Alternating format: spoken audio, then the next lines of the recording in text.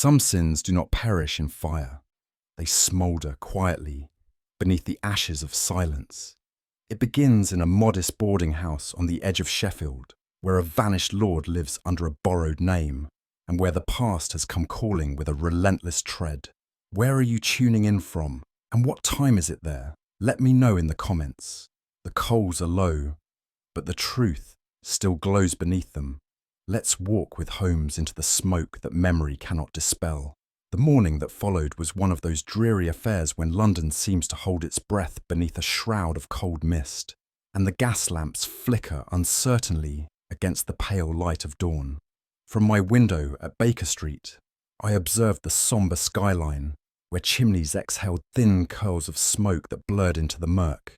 It was in this subdued silence that I found Holmes in an unusual state of repose, his keen eyes closed, his slender figure stretched upon the settee. It was a rare serenity, one that stood in contrast to the restless spirit I knew so well. Yet the quiet was but a prelude, for the day had promised to unfold a mystery that would soon disturb the very calm that now reigned in our humble rooms. Before long, a servant presented me with a letter whose weight and texture bespoke importance. The parchment was thick, folded with care, and sealed with a heavy black crest, an emblem I recognized at once as that of the Grantham family. The script upon it was penned in a trembling hand, its flourishes betraying a mixture of haste and despair. Breaking the seal, I noted the formal address, yet beneath the dignity lurked a veiled urgency. The letter bore the unmistakable mark of social shame, of secrets so potent that only the intervention of one such as Sherlock Holmes might offer reprieve or revelation. As I handed the document to Holmes, his eyes sharpened, and I perceived in his glance the stirrings of the great case that awaited. Seated beside the fire, I read aloud the contents of the letter, its words heavy with portent. Lady Constance Grantham, a woman of formidable bearing and aristocratic reserve, implored Holmes's immediate assistance. A fire, she declared, had ravaged a portion of her ancestral home, consuming not only timber and stone, but also the life of a man whose charred remains were now the subject of official report. Yet she repudiated the coroner's conclusions, insisting that the body was misidentified, and that the fire was no mere accident but a deliberate act meant to obscure a darker truth. The letter conveyed a plea for justice mingled with the dread of scandal, a summons to untangle the ashes and discern the hidden sin beneath. Holmes listened in an uncharacteristic silence, the flickering firelight casting shadows across his thoughtful features. When at last he spoke, his voice was low and measured, bearing the weight of one accustomed to peeling away layers of deceit. "Watson," he said, "fires do not merely consume, they conceal. In the embers lie not only the remains of timber, but the footprints of design." His gaze, fixed now beyond the hearth, seemed to pierce the veil of smoke that would soon envelop Grantham House. There was no haste in his declaration, only the calm certainty of a man who perceived that the blaze was but the beginning of a far more intricate mystery. By midday, Holmes had donned his overcoat with customary precision, his manner devoid of urgency, yet imbued with purpose. We took the London-bound train to Lincolnshire, the landscape blurring past in a shifting mosaic of muted greens and greys. Throughout the journey, I watched him, his countenance unreadable, his mind apparently absorbed in silent calculation. There was an unspoken gravity that hung between us, a tacit acknowledgement that the case awaiting us was one that would challenge both intellect and conscience. The quiet rhythm of the rails was our sole companion as we sped toward the grim tableau of Grantham House, where the fire's lingering smoke promised revelations yet to come. The further we travelled from the soot-streaked walls of London, the more the countryside seemed to retreat into a hushed and watchful stillness. The late November afternoon was already surrendering to twilight, and as the fields blurred past the carriage windows, their hedgerows blackened against the steel-grey sky, I felt the unmistakable presence of a case that would not yield easily to logic. Holmes, for his part, remained contemplatively silent for much of the journey, save for a remark made as we crossed the fenlands near Grantham. "Note, Watson," he said, tapping the window pane with a gloved finger, "that Lady Constance writes with the urgency of grief, but speaks of a death she does not believe. One does not weep over a man whose corpse she considers misplaced." I nodded, for I too had felt the peculiar tension in her words. It was not sorrow that coloured her letter, but something far more bracing. Resistance, perhaps, or pride. Holmes folded his hands once more and returned to his meditative posture, while the approaching silhouette of Grantham House emerged like a relic from a colder century. The estate appeared just as dusk began to assert its dominion, a long avenue of elm trees guiding us toward its aged stone facade. Grantham House stood in dignified silence, its roofline sharp against the darkening sky. The eastern wing bore the charred evidence of recent destruction, window frames blackened, shutters half-hanging like broken limbs. But the rest of the house loomed untouched, grim and grand, as though scorning the intrusion of catastrophe. There were no wreaths of mourning, no covered mirrors, nor hushed household bustle that might accompany bereavement. Instead, a butler received us with such practised indifference that it seemed grief had not passed through the threshold at all. Holmes paused at the portico and looked back toward the eastern wing, his eyes narrowing. "The fire licked one wall only," he murmured. "Like a dog instructed not to bark beyond the fence it's been given. Curious restraint for a blaze." We stepped into a hall, perfumed not with smoke, but polish. The house, it seemed, had refused to remember the flames that had touched it. Lady Constance Grantham awaited us in a drawing room whose elegance spoke of generations secure in their own importance.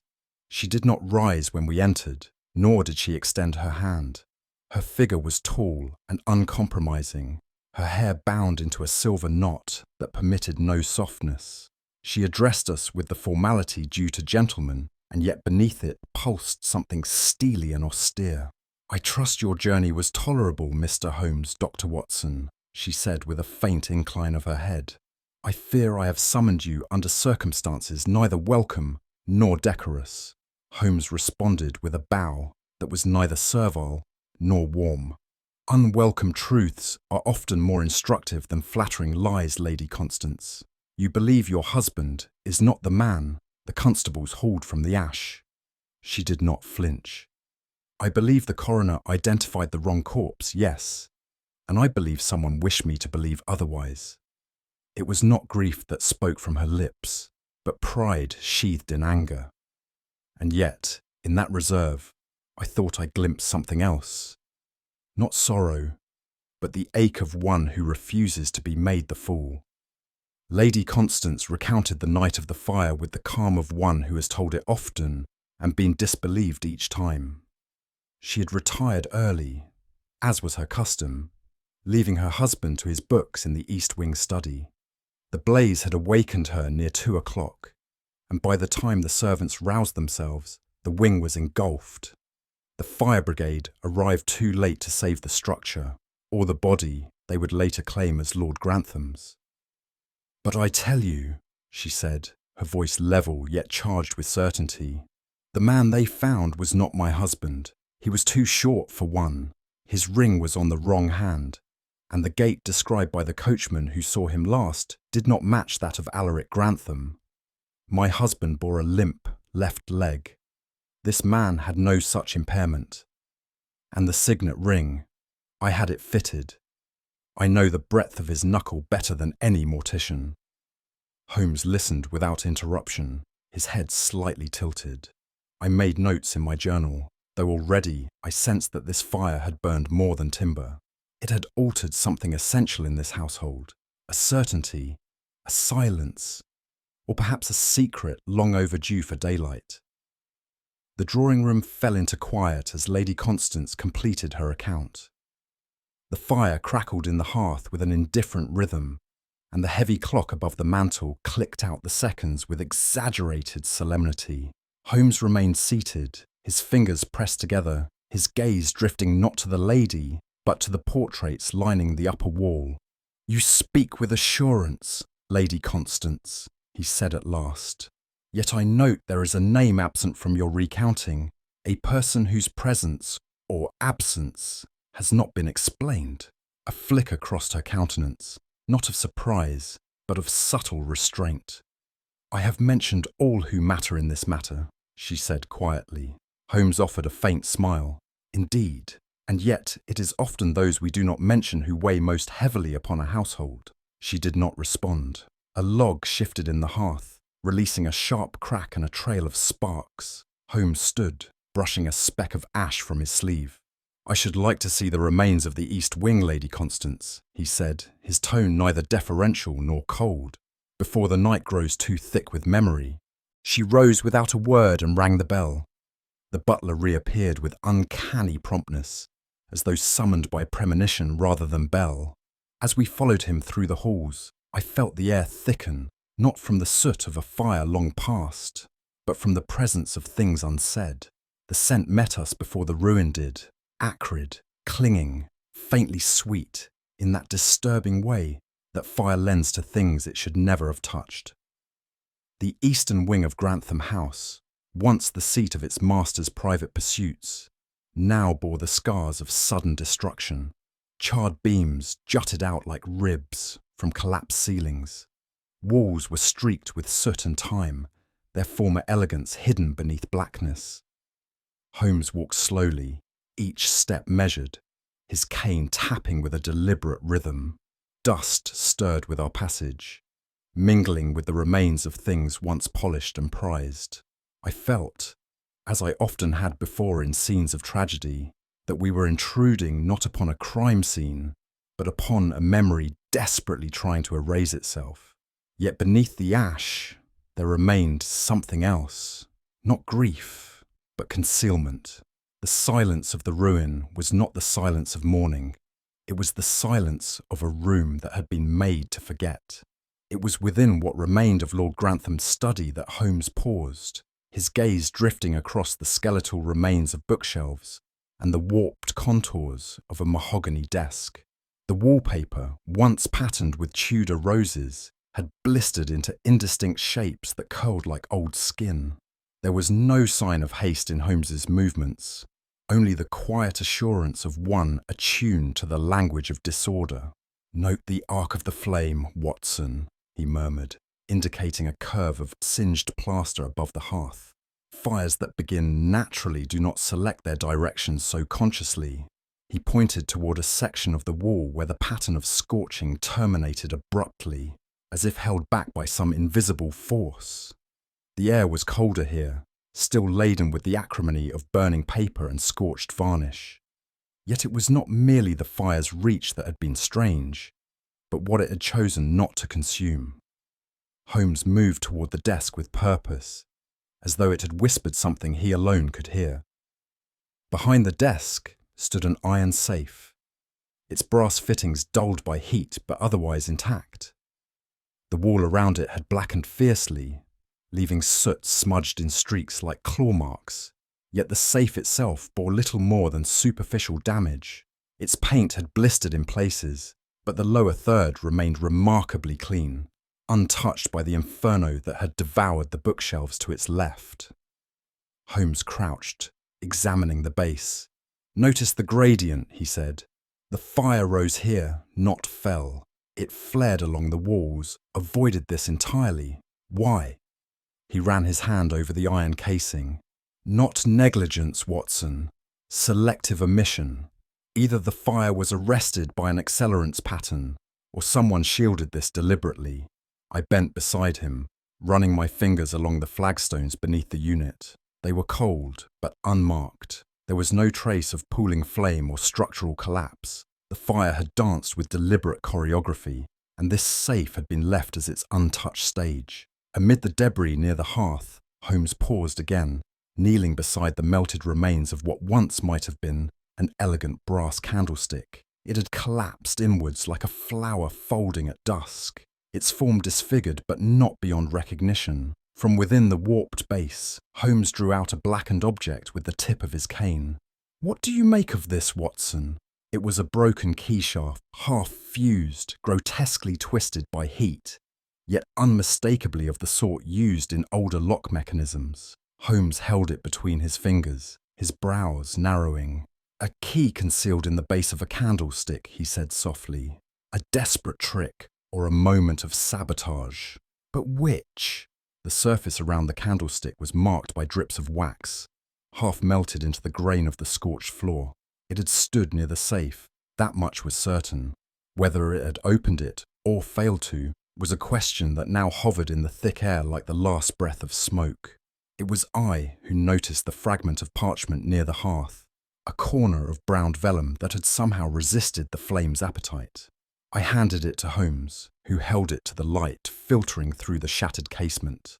The writing was faint, the ink blurred in places, yet one phrase remained legible. "Veritas non semper clarum est." "Truth is not always clear," Holmes translated, his voice low. A curious sentiment for a man of privilege. He studied the script, then the edge, noting the torn curve that suggested it had once been part of a larger document. "This was not discarded," he muttered. "It was overlooked, perhaps intentionally." There was something in his tone that made me shiver. Not fear precisely, but the uneasy sense that we were now brushing against something deeper than forgery or fire. The truth had been shielded not only by ashes, but by intent. Holmes tucked the scrap into his pocket and stood, his gaze fixed upon the blackened ceiling. "We have seen what fire tried to consume," he said. "Let us now discover what it could not." And with that, he stepped into the lingering dusk of the corridor, his figure once more swallowed by shadow and silence.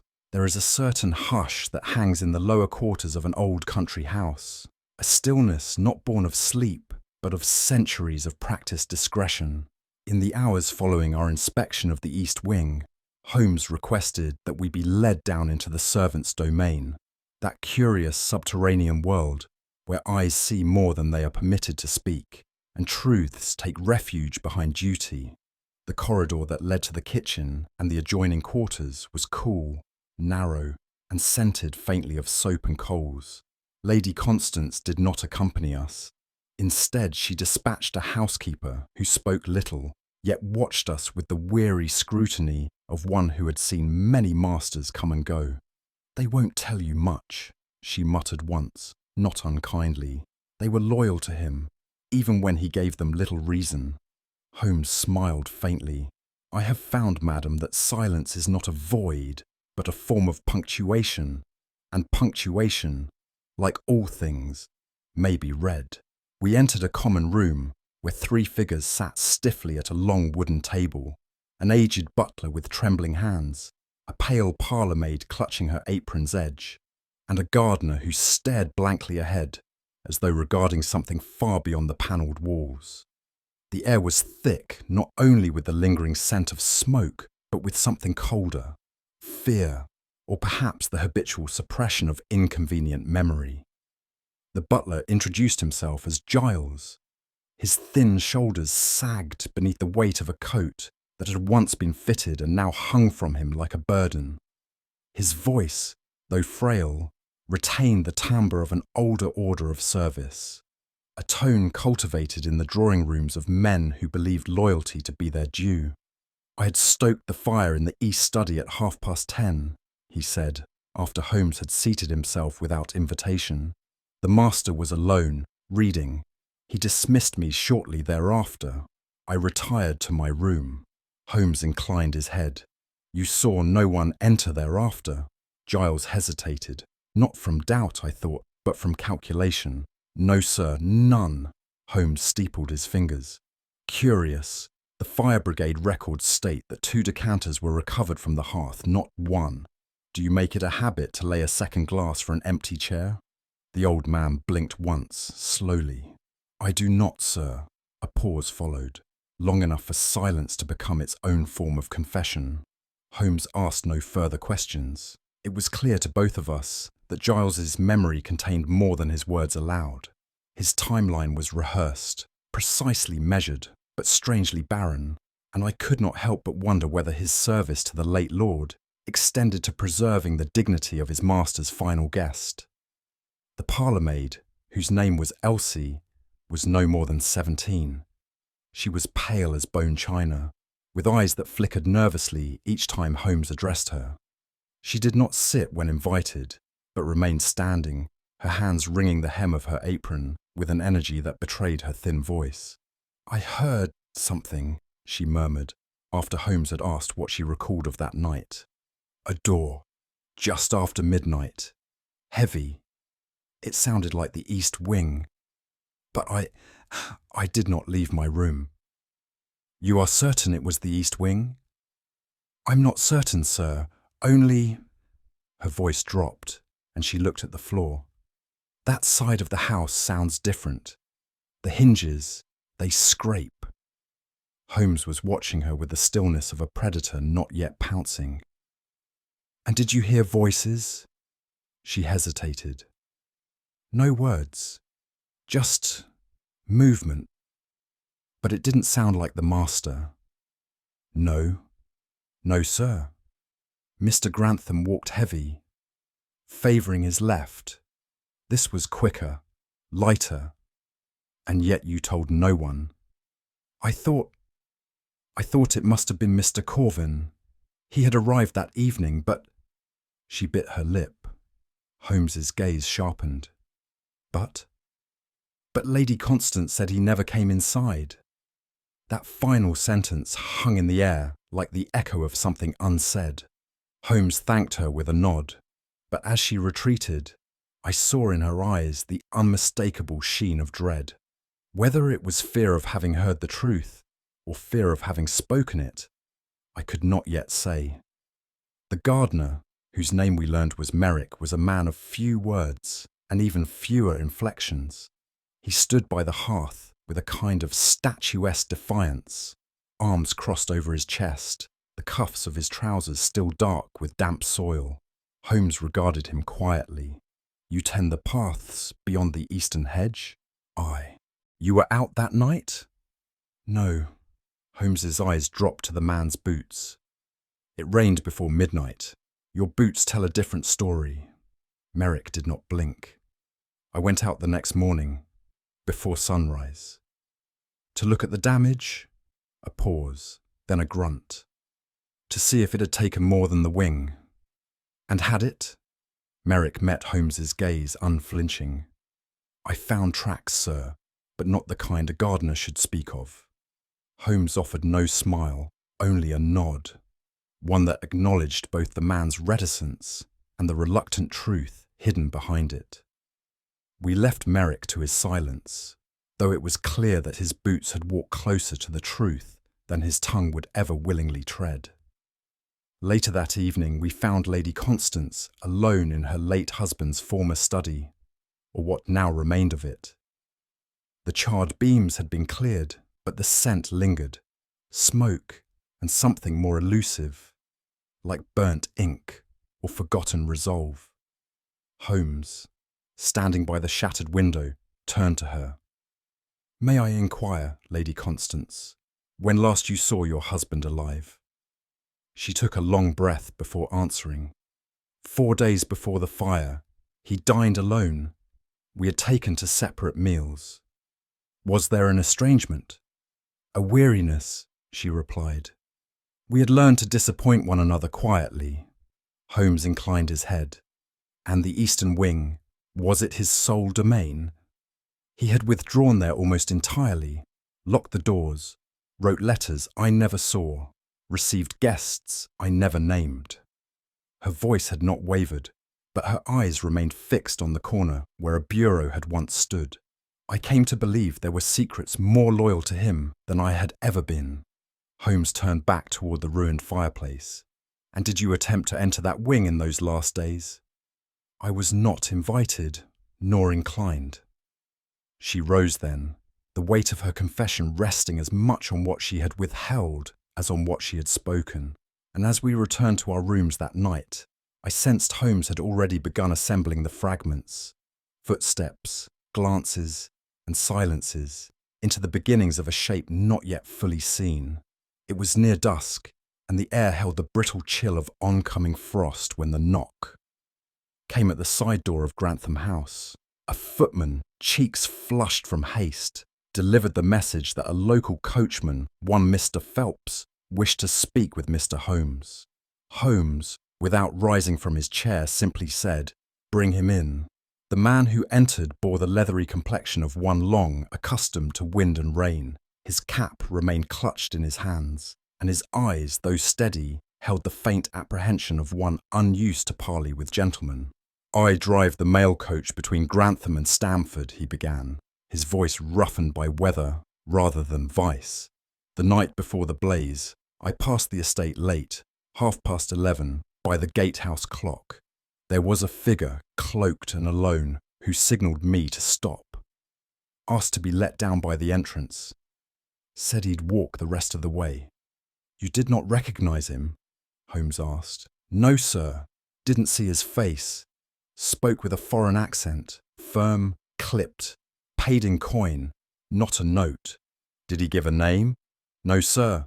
Holmes thanked him with a nod and offered no further questions. Yet as the coachman left, I saw that expression pass across Holmes's face again, that flicker of silent alignment, as though a piece had just slid into place. The morning that followed broke clear and brittle, the earth sheathed in a fine crust of ice. Holmes and I made our way to the gate where the coachman claimed to have left his mysterious passenger. The gravel track was already disturbed by hooves and footfalls from the estate staff, but Holmes moved with care, his gaze not sweeping but narrowing. "There," he said after a few minutes. "Observe the double print, heel sunk deeper than toe. He was carrying weight, perhaps a valise. Note also the stride, short, precise, angled slightly inward." I peered where he pointed. "What do you infer?" "Not Lord Grantham. He walked with a drag, favouring his left leg. The angle of these tracks, particularly the evenness of pressure, indicates sound joints. The pace is quick, unhesitating." He moved along the path, following the prints until they disappeared into churned mud near the east wing. Holmes crouched low and tapped his cane once upon a patch of dried moss. "This man had purpose, Watson, and no fear of being seen. What of the footprints going out?" "There are none." I felt a faint tightening in my chest. "Then he never left." Holmes did not reply at once. Instead, he stood, eyes fixed on the scorched edge of the ruined wing. "Or," he said softly, "he left by a different name." Back within the drawing room, Holmes requested the return of the coachman, whose account he subjected to a second, more detailed examination. This time, the questions were less about what was said than what was sensed. Gesture, tone, gait. "Did the man limp?" Holmes asked abruptly. "No, sir. Walk sharp, quick downstep like a soldier." Holmes gave a slight nod. "Any peculiarities in his manner?" The coachman frowned. He seemed anxious, but not afraid, as though he was bracing for something, looked back twice over his shoulder. "Indeed." Holmes steepled his fingers. "And he carried nothing?" "No, sir, just a parcel, flat, like a folder, tied with twine. That will be all. You have served the truth better than most." After the man's departure, Holmes turned to me. "Do you see now, Watson? The body found in the east wing was too short, bore no limp, and carried the remnants of foreign tobacco. Our visitor was not Lord Grantham, but someone mistaken for him, perhaps intentionally." "And the real Grantham?" Holmes's voice dropped. "Either he never arrived, or he arrived and departed under the shadow of another's name." The room felt suddenly colder, though the fire still burned. The idea that a man might be mistaken for another in death, especially with deliberation, chilled me more than the frost beyond the pane. Holmes requested that we be shown to the guest chamber nearest the east wing. It was a modest suite, undisturbed since the fire, its curtains drawn, and the air within slightly stale. Yet to Holmes, it was a book yet unopened. He moved slowly through the room, pausing beside the writing desk, then the nightstand. His fingers traced the edge of a porcelain ashtray. He bent low and sniffed. Then again. "Egyptian," he said at last, "a blend popular among the diplomatic class. not the sort Lord Grantham ever favoured. I examined the tray more closely. Embedded within the resinous edge of a burned match was a single strand of wool, dark grey, almost black. Holmes pocketed it with care. "There's more," he said. He crossed to the wardrobe and opened it. Dust, undisturbed, but one hanger is missing. He gestured toward the gap between coats. "Someone took a cloak," I said. "Or left in one," Holmes replied. He lifted the pillow slightly and withdrew a square of folded linen. It bore a faint stain, almost a print. Press paper, ink perhaps. Whatever letter lay here was removed in haste. There was no guest book, no record of a name. But the scent of foreign smoke and the voids where things once rested were evidence enough that someone had occupied the room, briefly and with much to hide. We returned to our chambers in thoughtful silence. Holmes sat by the fire, the light tracing the sharp lines of his face as he withdrew the scrap of Latin parchment from his coat and placed it beside the woolen thread and the wax-fused key from the candlestick. Each clue was quiet in itself, but together they seemed to murmur.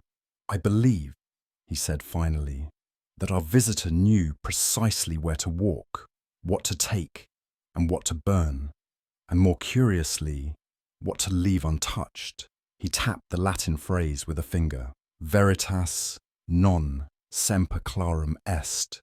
Truth is not always clear. A message, a warning, or justification? He rose and paced. The body was misidentified. The will was recently amended. The safe was not breached, but someone sought to render it unnecessary. And above all, a man came to this house and never left. At least not under his own name. I watched as his steps grew slower, more deliberate. There is a pattern here, Watson, woven from lies and fire, and we must now ask, who stood to gain not from murder, but from the illusion of it? His eyes narrowed toward the darkness beyond the window pane. "Tomorrow," he said, "we find Basil Corven." And with that, the firelight dwindled into silence. But the shadow cast by that name had only just begun to take form. The document was brought to us by Lady Constance herself, folded crisply into a black leather folio, and handled with a care that betrayed her distaste for its contents. We examined it together in the morning room, its French windows opening onto a garden rimmed with frost.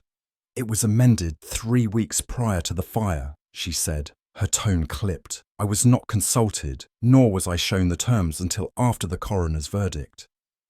Holmes removed his gloves slowly, spreading the pages before him like a map of intentions. The will was brief, its prose curiously devoid of warmth, favouring legal conciseness over sentiment. What struck us both was the abrupt shift in its final clause, a bequest of significant lands and income to one Basil Corven, styled as a kinsman twice removed. "There's an absence here," Holmes murmured. "No mention of Lady Constance's provision beyond a modest allowance, no trust established. The shift is surgical, not familial." He tapped the signature, then the notary's seal. "And this clerk," he said, "was struck from the register a year ago for misfiling several estate deeds. Curious that he should reappear for this single task." I met his eye. "You suspect forgery?" "I suspect intent, Watson, and intent is always the darker ink." A brief inquiry to the local solicitor and a discreet wire to Whitehall unearthed the outline of Mr. Basil Corven, or what little outline he permitted to remain in public view. His lineage could be traced to a minor branch of the Grantham family tree, long withered by scandal and debt. The name had not graced the drawing rooms of reputable society in nearly 2 decades. He was, according to parish records, a man of shifting residences and speculative ventures, most of which had dissolved before profit emerged. His last known address was a boarding establishment near Brighton, though he had vanished from its books some weeks prior to the fire. "What sort of man courts family in paper but not in person?" I asked. Holmes gave a thin smile. "The sort who writes himself into a future that does not wish to remember his past." A brief ledger from the housekeeper at Grantham confirmed that Corven had been expected. His name entered in the guest register, though crossed out after the fire. Expected, Holmes repeated, tapping the entry, but not recorded as arrived, and yet Lady Constance claims never to have seen him. Tell me, Watson, what sort of man arrives without greeting and departs without farewell? We stood once more before the remains of the east wing, the ruins now stiffened beneath a crust of frost. The morning sun did little to thaw the blackened wood, or the suspicion that clung to it. Holmes's gaze wandered along the fire's path, with the gravity of a physician studying a wound. The amended will, he said, was filed on a Thursday. Corven arrived, according to the ledger, on Saturday. The fire struck in the early hours of Monday. That is not coincidence, it is orchestration. He paused, his cane tapping lightly at a scorched floor beam. A fire started in the very wing where the family documents were stored. A body found burned beyond recognition, a safe untouched.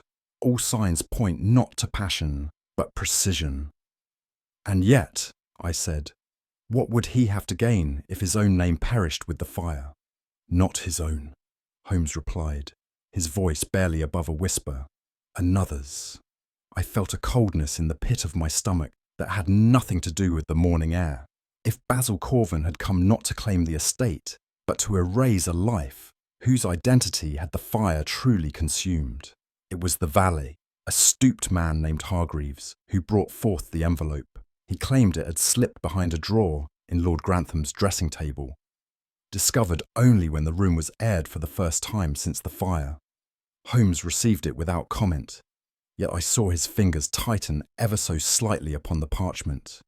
The seal was broken, but the note within had been pressed flat, its creases betraying multiple readings. It was written in a thin, slanted hand and bore no signature, only the initials BC.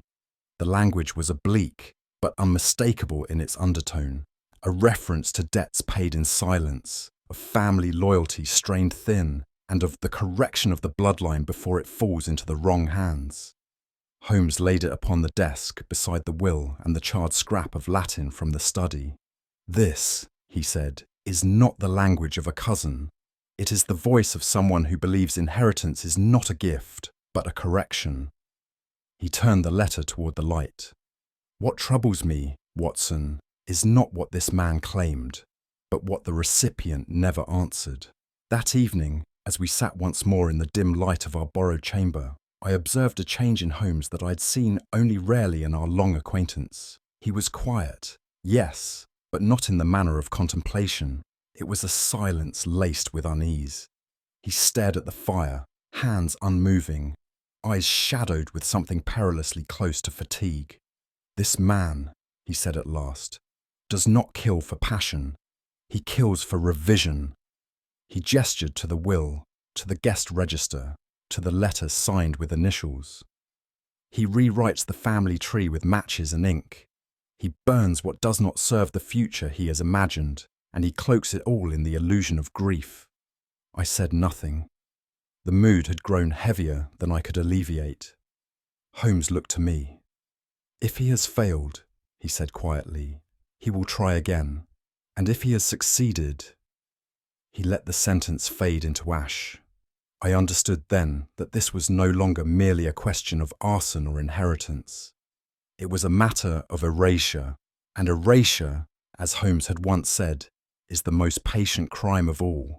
It was late in the afternoon when Holmes requested that we be left alone once more in the ruins of the east wing. The winter light filtered through the cracked windows, faint and slanting, illuminating motes of dust and char. Holmes moved with quiet precision, his gaze roving along the study walls, pausing at a scorched wainscot behind the former desk. "Note the warping here, Watson," he said, tapping a panel with the handle of his cane.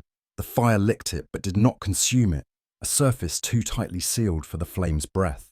He slipped a thin blade from his coat and wedged it into the seam. With a muted crack, the panel gave way, and behind it, blackened by smoke yet intact, hung a portrait. We stood in silence. The painting depicted a woman in her early 30s, dark-eyed, with a certain melancholy in the line of her mouth that no artist could have invented. Her hair was bound in the fashion of the previous decade, and she wore a simple dress. No jewellery, no title to speak of. "She is not Lady Constance," I murmured. "No," said Holmes, "she is not." He leaned in and examined the frame's back. "No artist's mark," he noted, "but the brushwork is unmistakably professional. This was done from life and hidden with care. The portrait had not been placed behind the panel. It had been entombed there, and that, Holmes knew, was the gesture not of memory, but of guilt." We placed the painting upon a table salvaged from the hall. Holmes studied it with an intensity I'd come to recognise, a silence that bristled with unseen logic. He examined the face not as an artist would, but as a man reading signs long buried in dust. "Do you see it, Watson?" he asked. "The sorrow?" "No, the resemblance." And indeed, now that he had said it, I saw it too. The shape of the brow, the angle of the chin. It bore a haunting similarity to one of the faces we had glimpsed among the staff. Not the parlour-maid, but the housemaid. A quiet creature who had spoken barely 3 words in our presence. "She is no servant," Holmes murmured. "She is blood, unacknowledged, but not unseen." He gestured toward the edges of the canvas. The heat spared this for a reason, though I doubt chance was the author. The fire was intended to destroy records, not faces. We sat for a moment longer in silence. There was something reverent in the quiet, an acknowledgement that a life erased had, in this single image, refused to vanish. Then Holmes stood and turned toward the drawing room. "Come, Watson, we must speak to the lady who did not hang this portrait." Lady Constance received us not in the morning room, but in her private parlour, a place I had not yet entered during our stay.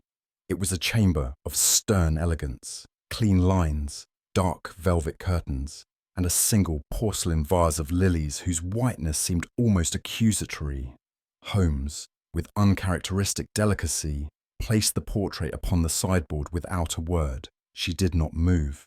Her gaze fell upon it, and for a long moment there was no sound but the low hum of the hearth. At last she spoke.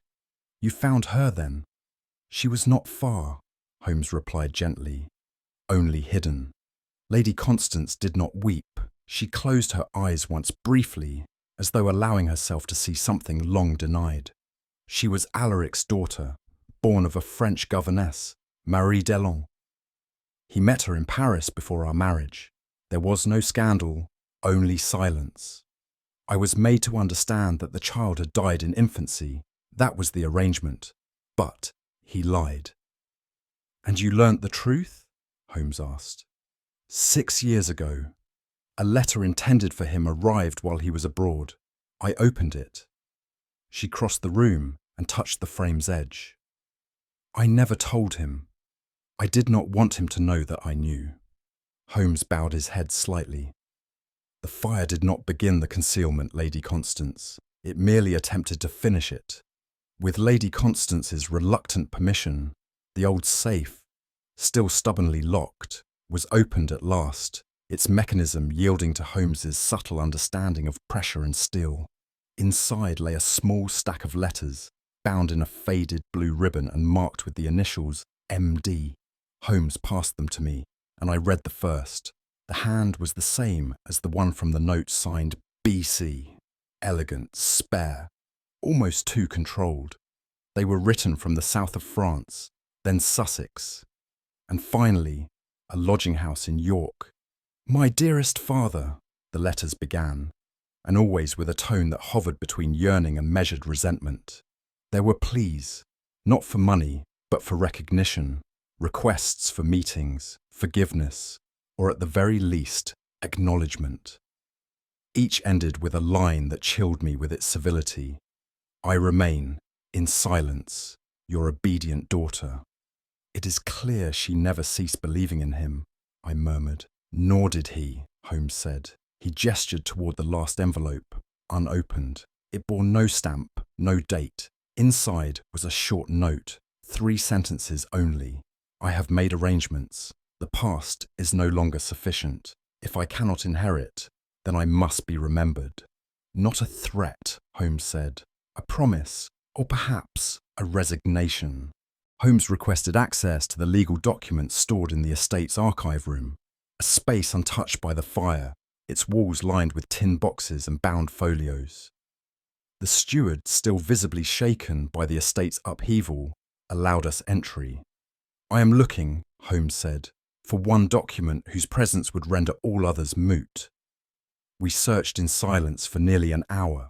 At last, Holmes removed a leather-bound register marked Foreign Matters, 1872-1880. He flipped through it slowly, then paused. A baptism, a signed receipt, and an affidavit from the priest of Saint Eustache in Paris, but no marriage certificate. He tapped the place where such a paper should have nestled. If Lord Grantham had wed Miss de Long, the daughter would have been legitimate, the inheritance incontestable, but there is no record, only shadows. And without it, Holmes closed the book and handed it back to the steward. Without it, Watson, a life remains unclaimed and a fortune misdirected. He straightened his coat and spoke more softly now, which is why, I suspect, someone tried to forge one and failed to destroy what proved the attempt. We left the room in silence. The truth was beginning to take form, not as a bright flame, but as smoke that lingered long after the fire had burned away. It was just after midday when the man himself arrived, escorted not by law, but by the estate's solicitor, who appeared rather less certain of the propriety of the introduction than the guest he presented. Basil Corven stepped into the parlour with a confidence so carefully composed that it seemed almost theatrical.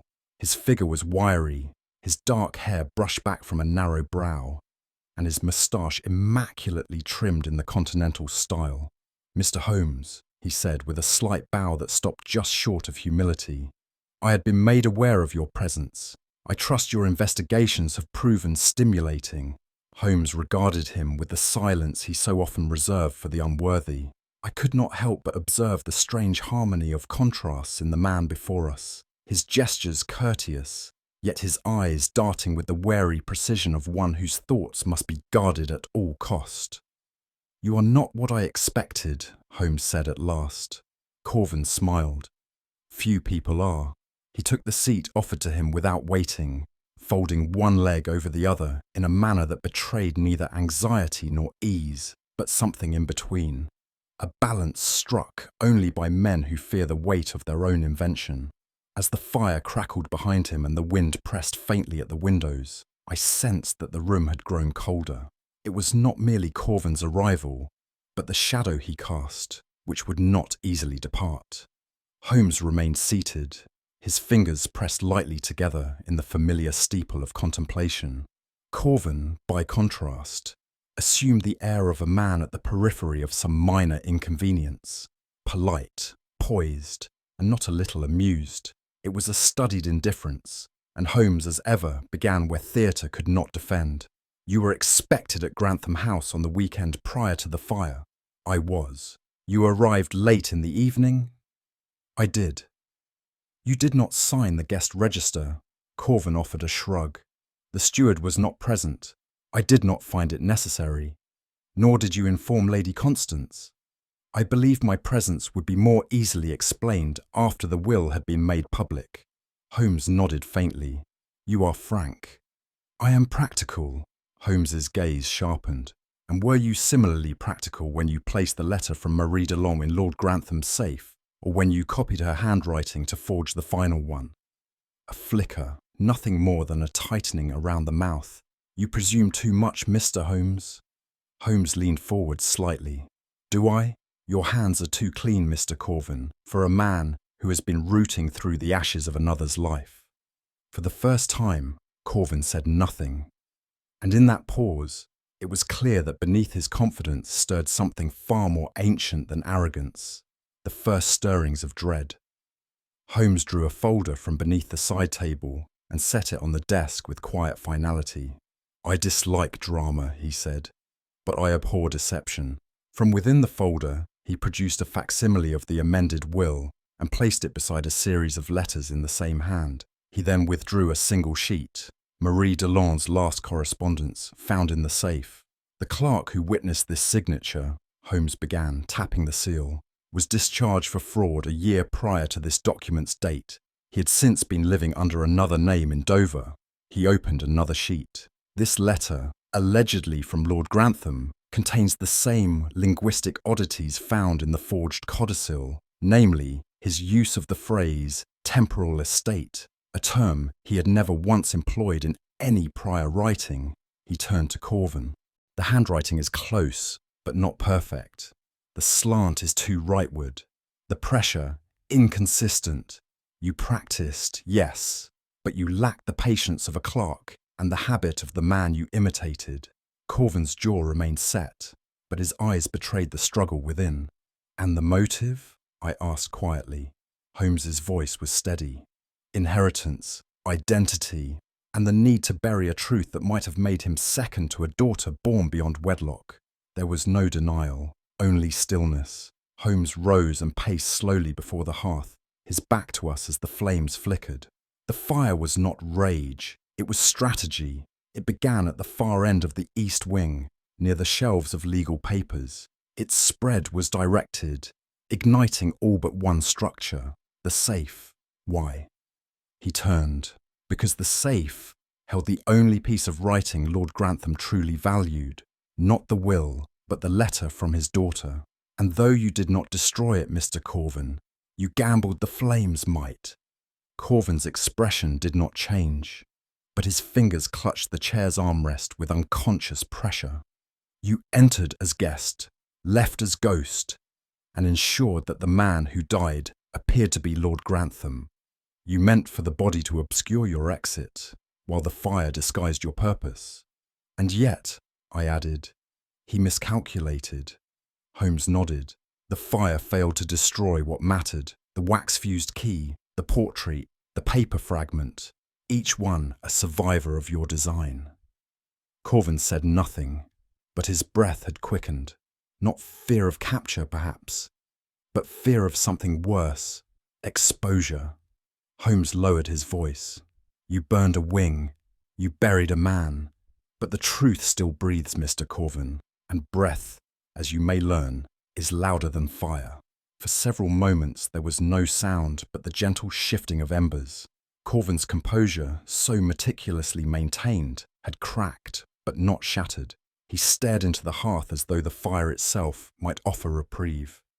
Holmes did not press further. It is not the forgeries that interest me, he said quietly. It is what you chose not to forge. Corven raised his head. You did not fabricate a marriage certificate. You left no trace of one. Because it never existed, Corven replied hoarsely. Or because proving that would have brought her forward. Corven's face twitched. She would have ruined it all. Holmes turned away, and in the silence that followed, I felt the coldness of a deeper truth, that there had been another path, one not lit by fire, but by conscience, and Corven had refused it. Holmes said no more. The confession had been made, not with words, but with what remained unsaid, and I, watching the man seated in the shadow of his own undoing, felt not triumph, but the weariness that comes when justice is too late for mercy. It was on the following evening, as a pale moon rose above the still ruined east wing, that Holmes summoned all those whose presence had been threaded through the affair. We gathered in what remained of the estate's long-abandoned music room, an oddly intimate chamber, its rosewood panels still echoing a sadness that belonged to another era. Lady Constance arrived first, her bearing as composed as ever, though the faint tremor of her hand upon the velvet armrest betrayed an inward toll. Beside her sat Elsie the maid, nervously clasping her shawl, and the stoic Merrick, his face set like worn stone. Corven, now under house guard but not yet formally charged, was escorted in by the steward and seated without ceremony. He neither glanced at Lady Constance nor attempted to speak. Holmes, standing before the hearth with the air of a magistrate cloaked in the modesty of a thinker, addressed the room without preamble. "The purpose of this assembly," he began, "is not punishment. That lies beyond this house. What we pursue tonight is clarity, the final disentangling of names, of lies, and of silence." His gaze moved slowly across the room. "We have seen fire used as a curtain. We shall now draw it back." The air within that room was heavy, not with heat, but with the pressure of withheld truths. And as Holmes unfolded the last piece of the puzzle, I realised that we had not merely pursued justice. We had stumbled into the quiet theatre of redemption and ruin. Holmes stepped forward and laid a medical report upon the table, a copy obtained through discreet channels, compiled by a coroner whose diligence had survived the initial misdirection.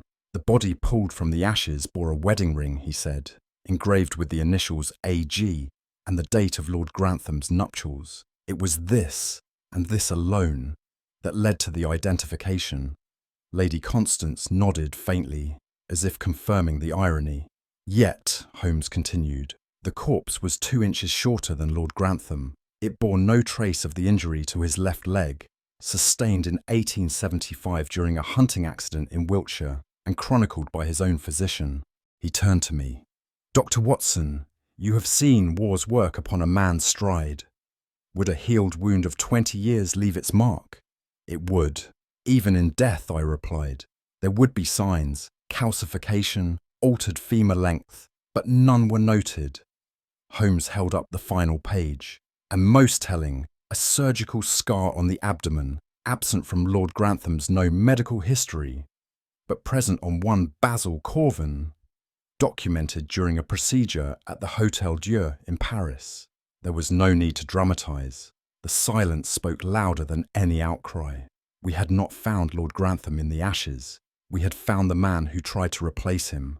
Holmes's tone remained even, but his words now carried the subtle gravity of finality. "Corven arrived at Grantham House under shadow. Whether he came to confront, to threaten, or to strike some devil's bargain, we cannot say. But he entered the East Wing that night, and he did not leave it." He turned to Corven, who sat rigid, his jaw clenched tight. "There was a struggle. The study showed signs of it. Scratched floorboards, blood spatter upon the window frame, and a toppled decanter found unbroken beneath a collapsed beam. The fire was no accident. It was a consequence." Holmes retrieved the broken key, still half melted from the candlestick. "You planned to burn documents, perhaps even to feign death. But Grantham resisted. There was a fight. In the struggle, the lamp overturned. Whether you struck first or last, Mr. Corven, we may never know. But it was you who perished, and he who fled." I felt the cold return to the room, chill not from climate, but from implication. A man had died not as himself, but as another, and his killer had chosen silence as sanctuary. Corven remained still, his expression unreadable, but I saw it in his eyes, the recognition not of guilt, but of a plan betrayed by one unanticipated truth, that Lord Grantham had lived long enough to disappear. Holmes turned toward Lady Constance now, his voice low but unwavering. "In the days following the fire, a man was seen boarding a northbound train under the name Edward Vane. He carried no luggage, but walked with a noticeable limp." Lady Constance did not blink. "He took a room in a modest boarding house in Sheffield, paid in cash, and lived alone.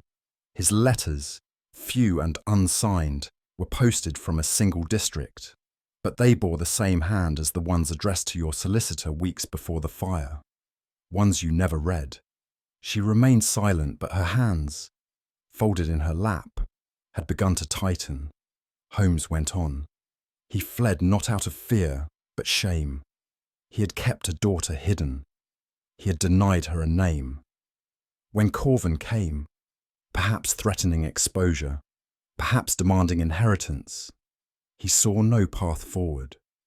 Holmes stepped closer to the window, drawing back the curtain slightly.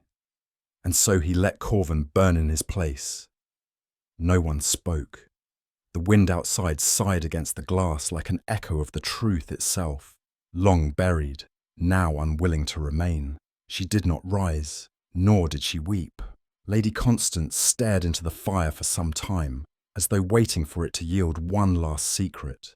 When she finally spoke, her voice was so quiet I had to lean forward to hear. "Then he is alive," she said. Holmes inclined his head slightly. She looked down at her clasped hands. "And does he wish to be found?" Holmes hesitated. "I believe he does not." A pause followed, a pause thick with 30 years of silence, disappointment, and something that might once have been love. Then, slowly, she nodded. "I knew, of course," she said. "Not when it happened, but afterward. I recognized the handwriting on the envelope from Sheffield. I told no one, and in doing so, I suppose I became his accomplice." "You preserved his absence," Holmes replied, "as he had preserved his secrets." She rose then, composed and regal, but older than she had been moments before. "The man who left this house was not my husband. He was what remained of him.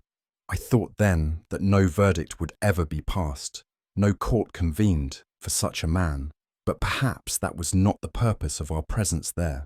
Holmes said nothing more. He bowed his head to her, not as a detective to a client, but as a man to a woman who had seen more truth than she would ever speak. And we left the fire to burn low, as it always had, quietly, without absolution. It was on a grey afternoon in early December, beneath a dismal sky that threatened rain but offered only wind, that Holmes and I disembarked at a modest station in the north of England. From there, a hired cab conveyed us through slush-lined lanes to a boarding house that stood at the edge of Sheffield, neither entirely within the town's pulse, nor so removed as to be beyond its notice. The place was plain, respectable in its austerity, and smelled faintly of boiled linen and pipe smoke. Holmes had written ahead, under the pretense of inquiring about a vacancy. The matron, a dry woman with lips like pressed thread, met us with stiff courtesy and led us to the second floor, where she indicated a door at the end of the corridor. "He minds his business," she said, "keeps to himself. Rent always on time. Calls himself Mr. Edward Vane." Holmes nodded and knocked. The door opened slowly. The man who stood before us bore the unmistakable mark of collapse. Not ruin by outward poverty, but an inward erosion.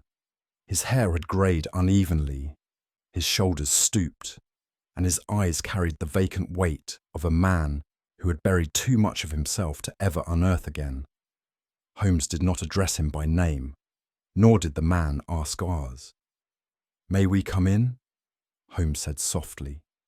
The man stepped aside.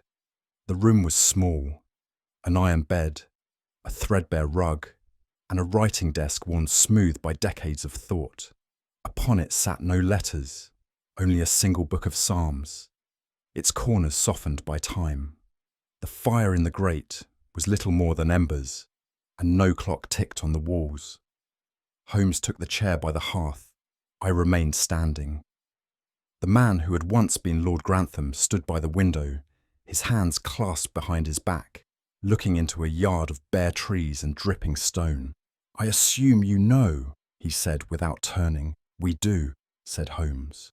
"I wondered how long it would take," he murmured. "But I see now it is not time that judges men. It is what they leave behind." He turned then, and though the face was older, there was no mistaking the eyes. "She was not supposed to live," he said. "The child. Marie had agreed. She would go to France, to a convent, and I would arrange for her future. But she did not go. She kept the child, raised her on the edge of silence, and by the time I knew, it was too late to correct, or to confess." His voice was dry, almost brittle. "I saw the girl once, at a concert in Bath.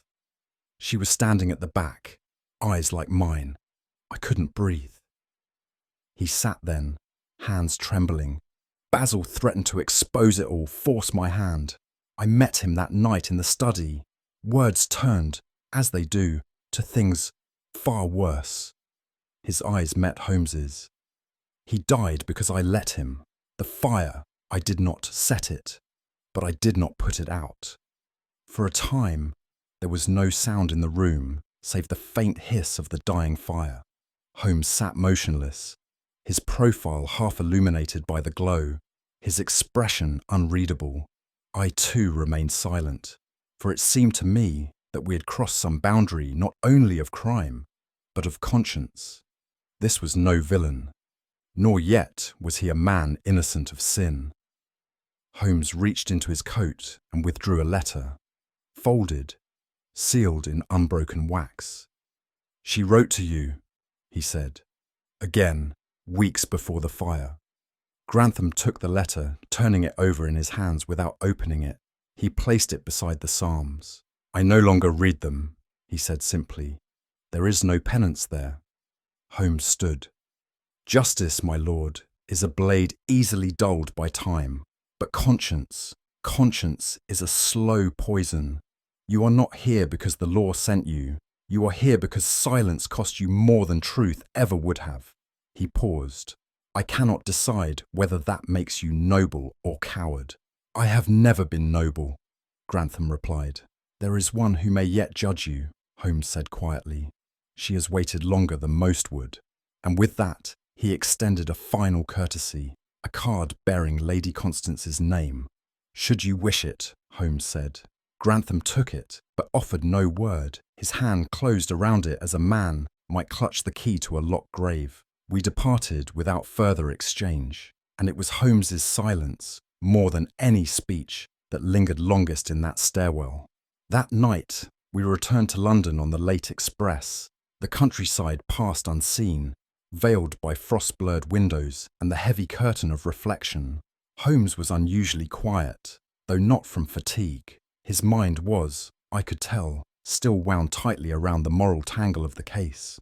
"Watson," he said at last, as the lamps of the outer boroughs came into view, "there is a comfort people take in fire, as if it somehow cleanses, clarifies, simplifies. But that is illusion. Fire does not erase, it scars." He turned his gaze to me, his expression neither bitter nor triumphant. Grantham did not flee the flames. He buried himself in them, and in doing so, condemned a daughter to silence, a wife to shadows, and a cousin to ashes. "But he confessed," I said. "He faces the truth now." Holmes nodded. "Yes, but truth, my dear fellow, is not always justice. And justice, when arrived at too late, wears a robe stitched in sorrow." As we disembarked at Baker Street, the cold bit into our collars. The familiar gaslight of our lodgings burned pale and steady, but there was no warmth in it. Later that evening, as Holmes smoked by the fire and I recorded my notes, I asked if he intended to inform the authorities. "No," he said simply. "There is no crime for which the world has not already punished him. And as for Lady Constance, she holds in her silence more authority than any judge." He tapped ash into the tray. "Let the record show, Watson, that sometimes what burns is not the crime, but the part of a man that might have risen above it." And with that, he turned back to the hearth, where flames danced low and slow, no longer to destroy, but simply to endure. We walked slowly along the narrow path from the boarding house, the last of the autumn mist curling like memory through the hedgerows. Holmes had been uncharacteristically silent, his hands clasped behind his back, his gaze distant. "When a man fakes his own death, Watson," he murmured at last, "it is seldom to escape justice.